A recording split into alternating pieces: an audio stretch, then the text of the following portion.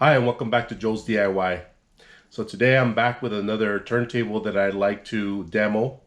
To start off, we're going to have to do a little bit of restoration work because this dust cover, I don't know if you can see that, but that dust cover definitely needs some DIY restoration as far as removing all the scuffs and marks on it.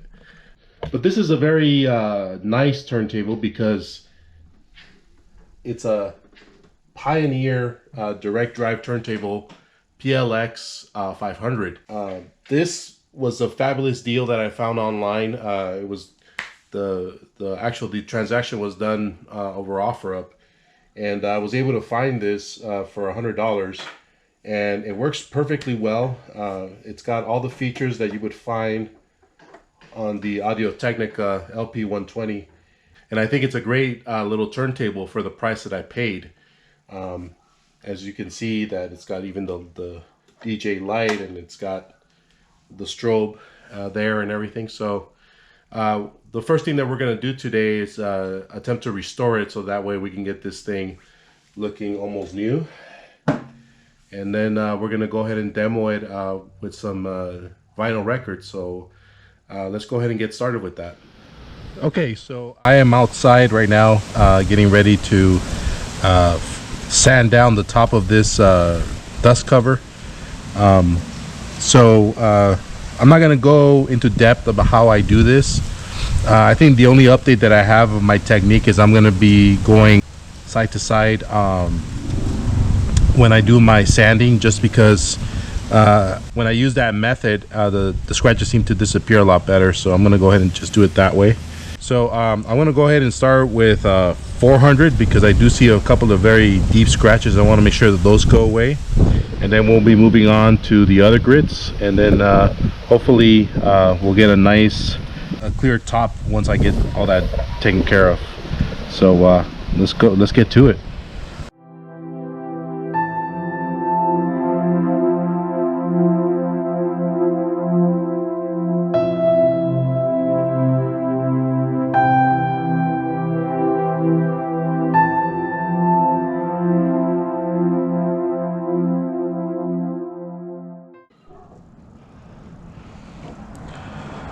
Okay, so I know that's hard to see right there, but we are getting a much better improvement on the clearness of this. The last step is to go over it with 3000 grit, so we're going to go ahead and do that now, and hopefully we can polish it up and clean out the remaining scratches on there. So here comes 3000 grit.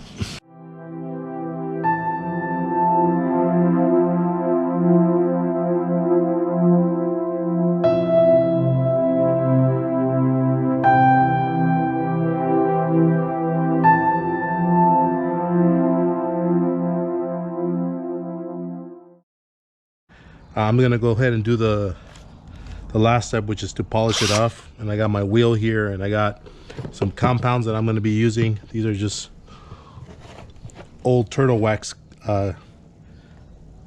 compounds that I'm going to be using. So we'll go ahead and start with the medium to heavy swirl, and then we'll move up to the light to medium. So here we go.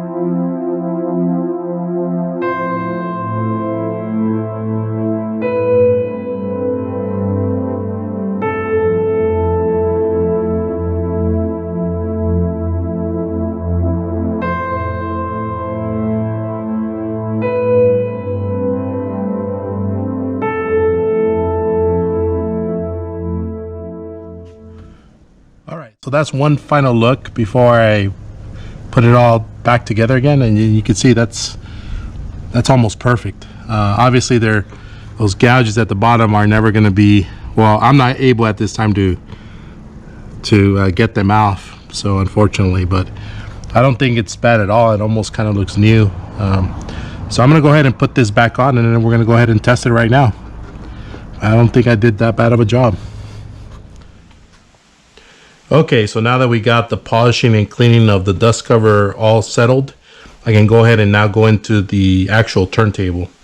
So this is a Pioneer PLX, according to this, PLX 500 direct drive turntable. So this is actually a DJ's turntable. I really don't know what the difference would be between a regular turntable and a DJ turntable. I'm assuming it's supposed to withstand, someone scratching, records like that. I don't know. But this is very well made. It's got a really good weight to it, similar to the Audio-Technica LP 120. You got your metal button there, and this is plastic, but it's got this, similar structure to the LP 120. It even does have the 78, so you could play 78s on here, which is kind of nice. You got your regular strobe light, which I don't have plugged in at this moment, but I'll demonstrate shortly. You got a tempo here, so you could actually adjust the speed. And then you also have your typical S-shape tone arm. Like the Audio-Technica, you also have an adjustment for height. So if you want to move the tone arm a little higher, it's this little sort of platform that can be adjusted to increase the height of the tone arm. And your typical counterweight. And then you also have your extra slot. So if you want to put in an extra head shell with a different stylus and cartridge, you can. The anti-skating is here. And let's take a look at what's underneath the platter. So this is the mat that it came with. I'll put that on the side. And you do have a solid metal platter. I'll just pull this up. So you got this, and the motor looks to be very solid and very sturdy. Unlike the Audio-Technica, don't quote me on this, but I don't think that the Audio-Technica has this part being metal, and this is a solid piece of metal here, which is nice. You got your voltage selector, so if you want to rotate between 110 to 120 to 220 and 240 volts, you can just adjust that right there. And the platter, it's your typical platter, solid, made out of metal, which you really want for stability. Go ahead and put this back. Okay. So overall, a very solid turntable. Okay, so this is a very, very heavy. Even, kind of lifting it with my hand, I can feel the weight of this turntable. This is a beast. It's built like a tank. I would assume that it's probably weighing anywhere between 10 to 15 pounds. That's just how heavy it is.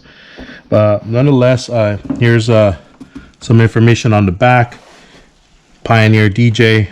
There's the model number PLX 500K. And designed in Japan, but obviously made in China, because this is from 2019.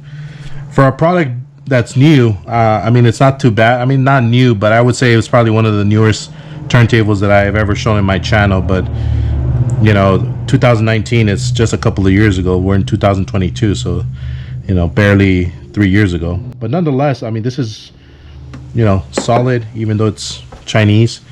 And also, just like the Audio-Technica LP120, you do have your USB, so that you can plug this into a USB port, and you have your preamp. One thing I also noticed is that these hinges are actually plastic, which is kind of disappointing, because you would think something this high end would allow you to have metal hinges, but I'm certain that with time, these will start getting brittle and eventually crack. So you're going to have another problem with these hinges eventually. But, it's got nice feet for preventing any vibrations.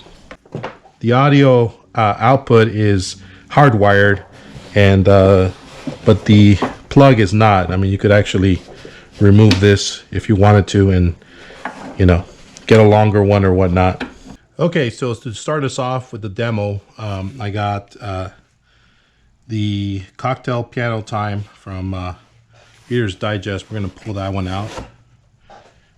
and we will try record number 4.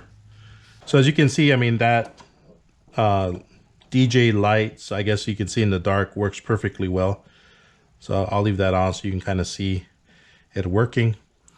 I've already looked at the speeds, and to me it's pretty much dead on. Unfortunately, I would say another thing that this doesn't have that the LP120 does have is a quartz lock. This one does not lock up, so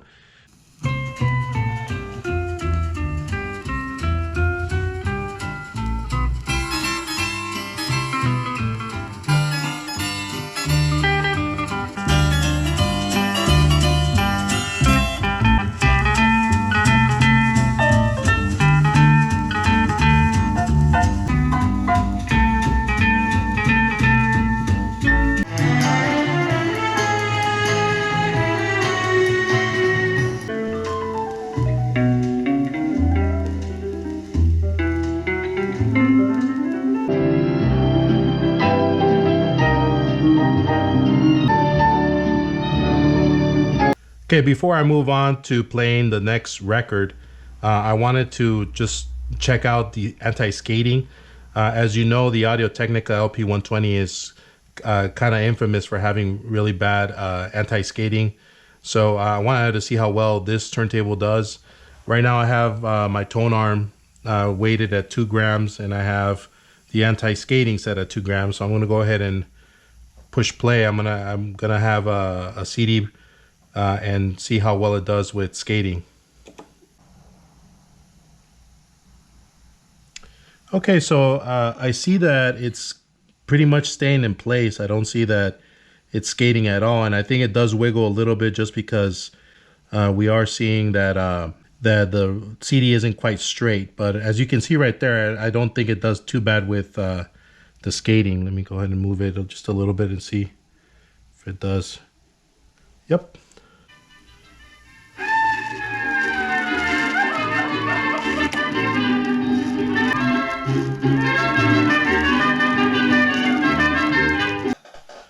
Okay, so lastly, I have a 78 RPM record here, 10-inch, which doesn't really matter because you have to put the cue the tone arm yourself. But I'm gonna go ahead and play this. I do have an appropriate cartridge for this. This is actually a Newmark brand cartridge, a GT, but I do have a 78 stylus for this, so it should work fine. And luckily this mixer does have an option for mono, so I'll make sure that that's set at mono. So let me go ahead and remove the other head shell and add this, and then we go ahead and listen to some 78s. I don't think I mentioned that, but this is Norman Granz Jazz at the Philharmonic Volume 10. So I'm not sure who the artist is, but I'm sure it's pretty good jazz music.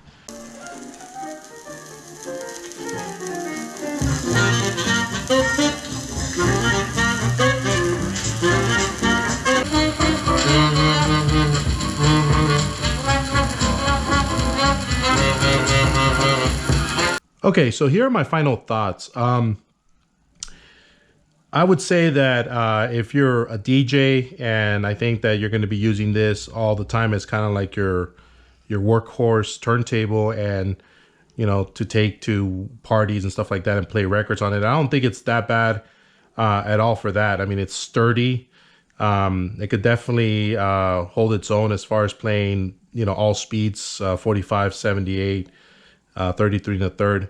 You're not going to have a problem with that. Now, for home use, it might be okay. Personally, for me, it would be nice for this, for the money that it costs. I mean, I think these range between, you know, $500 to $1,000. For the money that it costs, I wish it did have an auto return function. But obviously, if you're a DJ, you know, and you're going to be, you know, scratching records or whatnot, or you know, using it over and over again, obviously this is quite suitable for that because it's very well built and you're not going to have a problem with it breaking down on you. That is my review of the PLX 500 Pioneer DJ turntable. Thank you very much for joining me today. I hope that you enjoyed this video, and found it useful. And have a wonderful rest of your day and have a wonderful weekend. Take care.